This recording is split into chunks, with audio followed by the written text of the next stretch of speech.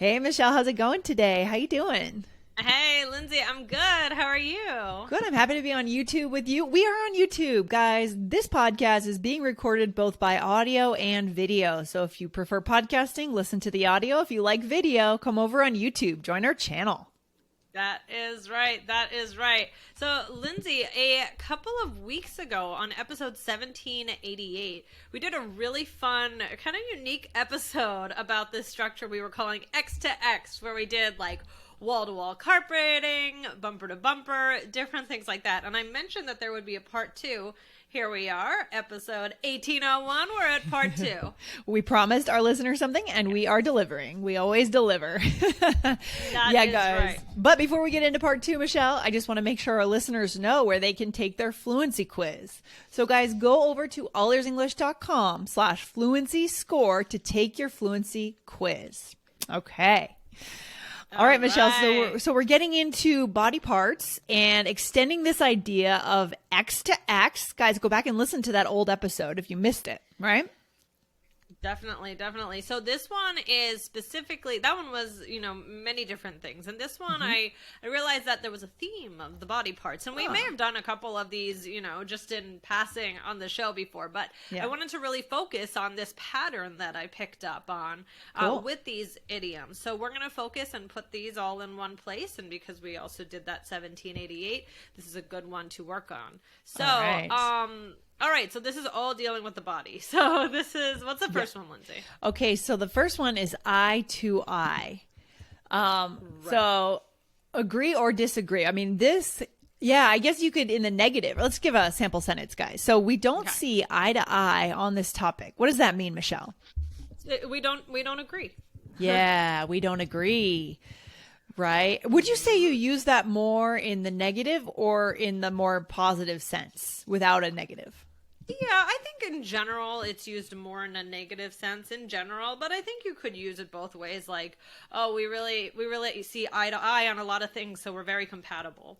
Yeah, I would say. And it's always interesting. Like, for example, with your partner, you realize that, you see eye to eye on certain things, right? And you say, oh, good thing we agree. Good thing we see eye to eye on that, right? That's right. That's right. Especially the important things. Yes, that's huge. So seeing eye to eye. What else, Michelle?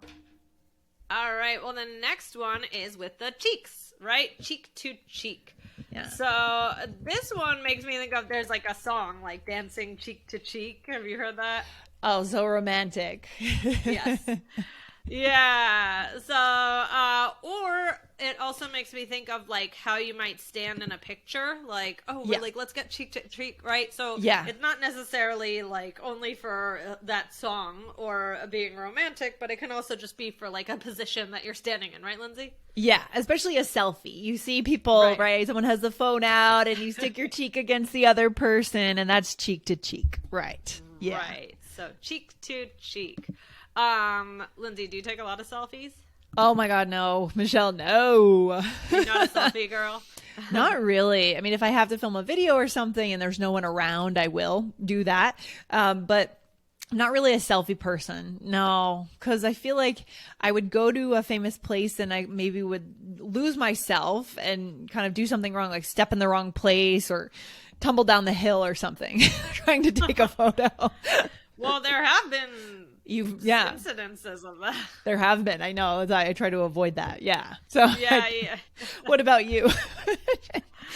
I mean, if I'm not really so much of myself necessarily, but selfies with Dan, with the family. Sometimes it's just easier than asking someone to take a picture, but. Certainly, it's better to get someone else to do it.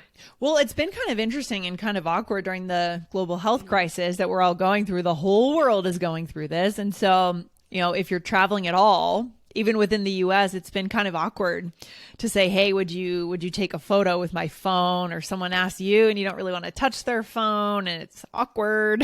So, yeah. Yes. I have been in, sometimes I'll we'll do it, but like, I have been in situations where, do you ever find yourself in that position where you're somewhere where it looks like you want a picture and then somebody is like, oh, do you want me to get that of you? And then you're like,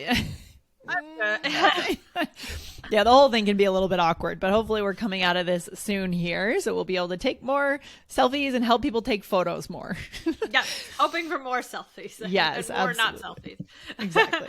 Yeah. So cheek to cheek. What's the next one, Lindsay? So the next one is back to back. We have one before. Oh, face to face. Okay, we got a lot of good stuff here today. So Yeah. face to face means in person, and this is something that's happening less and less now. All right, here's a quote, guys. Zoom is okay, but I prefer seeing my coworkers face to face. Yes. And this is a whole debate. Michelle, when you teach, because I know you also taught in a school before, right? Yeah. Do you prefer to, in terms of, the learning and teaching students, would you rather be on Zoom or would you rather be in a school, a physical classroom? I think for teaching, it's certainly it's much better to be in a physical classroom. Yeah. But that said, in the beginning when everything started happening and I was switched to being online, I was like, I'm never going to be able to like develop those same relationships, get the same type of feel. But actually then I think everybody started getting used to it. And yes, I do think that there has been that it's been better. So I say that like, I think in general, everybody likes to be face to face with somebody, but yeah, of like, course. I know at All Ears English, we meet students online and things like that. And Yeah, of I think course. that people have, in all realms, kind of adapted to this and found different ways to connect and make things good. What do you think? It's true. I mean, it also, there is something to be said for if we've signed up for classes at a physical school, how often do we actually get to those classes, right? What do we have in front of us? We have traffic, we have the train, we have people on the street slowing us down, all these things we have to do. If we have our class from home, we can actually attend more often, probably. And therefore, are we likely to get better? I don't know. It's kind of a mixed bag, right? It just depends on your preference. But a little bit of both, I think, is good, Michelle, like a hybrid. Yeah. Yeah, a hybrid. So a mix, guys, that's a good word. It's a good expression. Like a mix of the two. Hybrid. I agree. So, and then now we have back to back. So yes, this is very common. This basically means, well, it can be literally the positioning. You're back to back with someone, maybe actually in class. You might stand back to back for an exercise or something like that. Or I just want to hop in here, Michelle. All you guys have to do to know what that is, just go look at our podcast because you and I are. Oh, that's right. On the podcast back to back. So that's exactly what that looks like. Back to back. Yeah. That's right.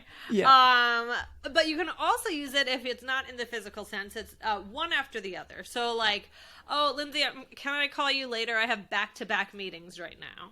Yeah, and that's obviously the more common one, especially these days, because no one is really standing back to back these days as much, right? So it's more like the meetings are happening back to back for me more often. Right. Back to back. Exactly. All right. Next one, guys, is head to head. So one after the other. Yeah. Or sorry, against each other. So this weekend, I don't really follow football, but people in my universe do watch a lot of football. And I guess this was a big football weekend because there's a lot of football on TV. So different teams going head to head. I don't know what happened, but it caused a big controversy. So. Oh, okay. Yeah. I don't know either. Yeah.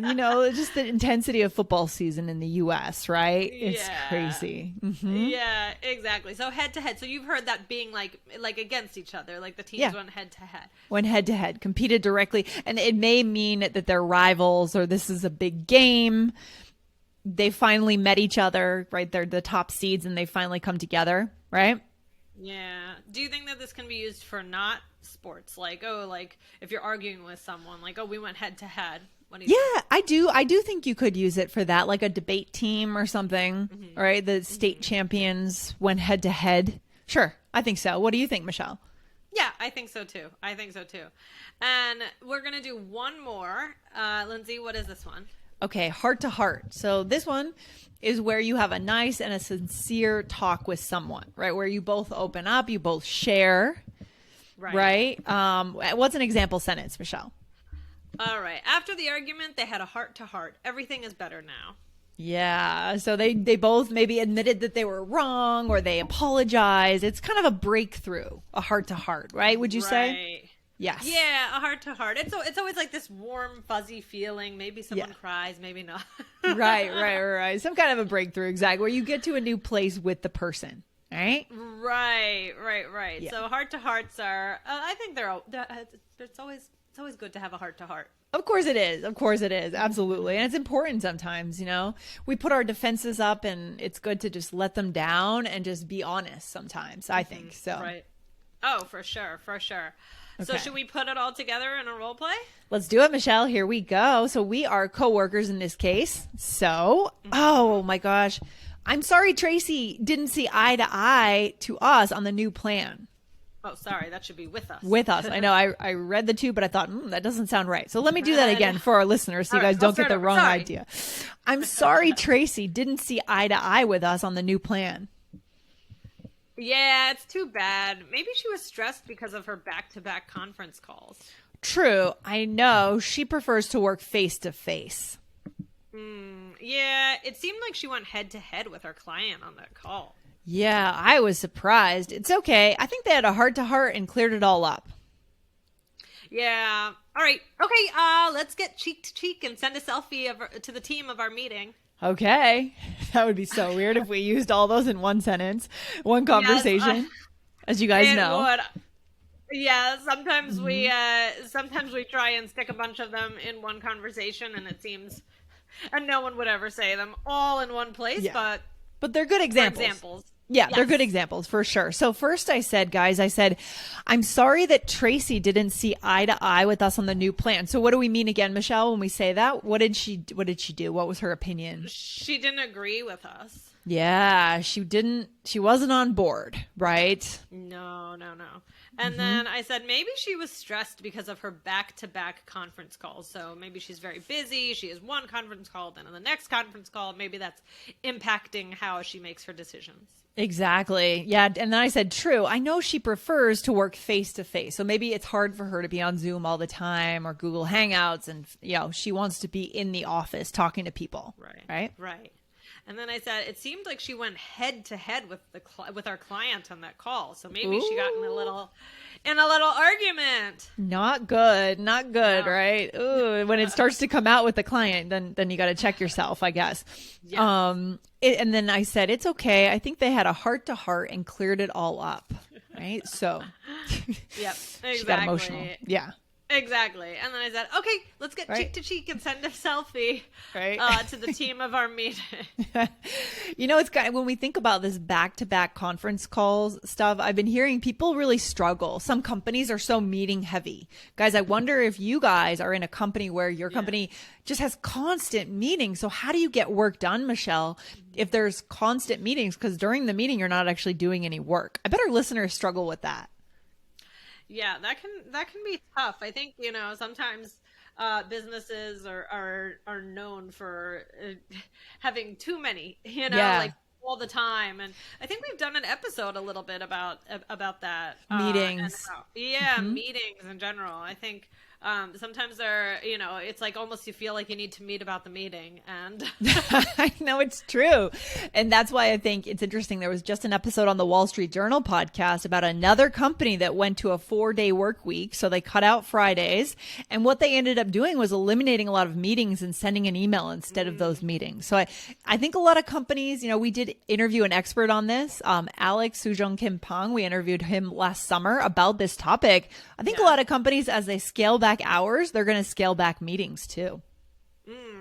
That will be interesting. Yeah, anything to save time, like cut the fat, right? Cut the fat. That aren't necessary, and then get people being more productive in shorter amounts of time, and then I think everybody's happy. Yeah, that's kind of the name of the game for us this year is simplicity. All right, Michelle, I love it. We're going for simplicity. So what's the takeaway for our listeners today, Michelle? What do you think?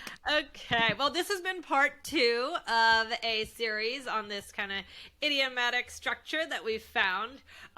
We were focusing on the body today. And guys, if you haven't already listened to the other episode, that was episode 1788 a few weeks ago. So this is something to something, right? Yeah. The same thing to the same thing. But all of these are very useful, and give you also kind of a good visual. So try them out in your conversations. That can be, think if you can use them at work. Would you use them in your personal life? Talk about sports, whatever it is. Yeah, I love the idea of bringing in different things you wouldn't expect into what you're saying, right? Most people wouldn't expect you to bring your heart into what you're saying. Or we do animal idiom episodes sometimes. I love it when we do that stuff. It's unexpected vocabulary words that you guys should use to bring yourself to that level of connection. All right, so go for it. Yeah. All right, Lindsay, this was fun. Hopefully I'll see you face to face soon. I know. I really hope so. That'd be great. All right. I'll talk to you soon, Michelle. Take care. Bye. All right, bye.